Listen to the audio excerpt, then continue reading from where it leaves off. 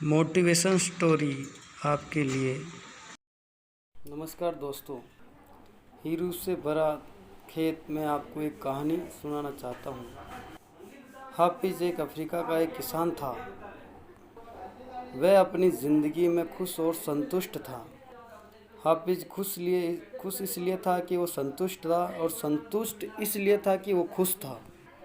एक दिन एक अक्लमंद आदमी उनसे हाफिज से मिला और हीरू के बारे में जानकारी दी। उसने हाफिज से कहा, अगर तुम्हारे पास अंगूठे जितना बड़ा हीरा हो तो आप शहर खरीद सकते हो, और आपके पास मुट्ठी भर जितना हीरा हो शायद पूरा देश ही खरीद लो। वह अक्लमंद आदमी इतना कहकर वहाँ से चला गया।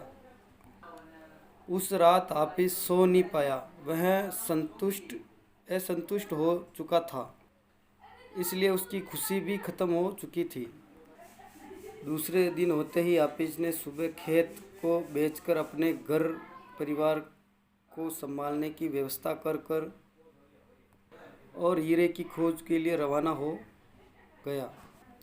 वो हीरे की खोज में पूरे अफ्रीका में भटका, पर वह वहाँ हीरा नहीं मिला। उन्होंने यूरोप में भी ढूंढा, पर वह उसे वहाँ भी नहीं मिला।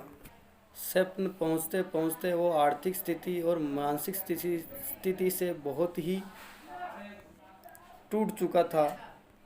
वो इतना मायूस हो चुका था कि उसने बार्सिलोना नदी में कूदकर अपनी जान दे दी। इधर जिस आदमी ने हाफिज का खेत खरीदा था, उन्होंने अपने ऊँट को पानी पिलाने के लिए अपने खेत के पास नाले में सुबह के टाइम पानी पिला रहा था। सुबह की उगती किरणों एक पत्थर के टुकड़े पर पड़ी और इंद्रधनुष जैसा चमकने लगा पत्थर।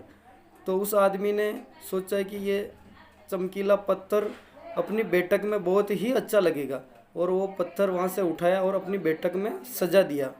उसी दिन दोपहर को हाफिज को हीरू के बारे में जानकारी देने वाला व्यक्ति खेत के नए मालिक के पास आया और उसने बोला कि हाफिज आ गया।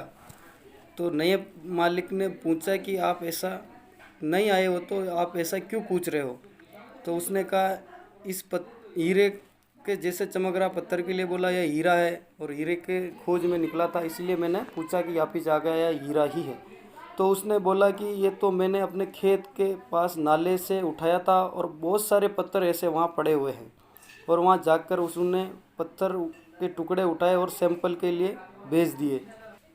जांच परखने के बाद पता चला कि वो हीरे ही हैं, और वहाँ जाकर देखा कि खेत में दूर दूर तक हीरे दबे हुए थे। इस कहानी से हमें क्या शिक्षा मिलती है, आप सभी साथी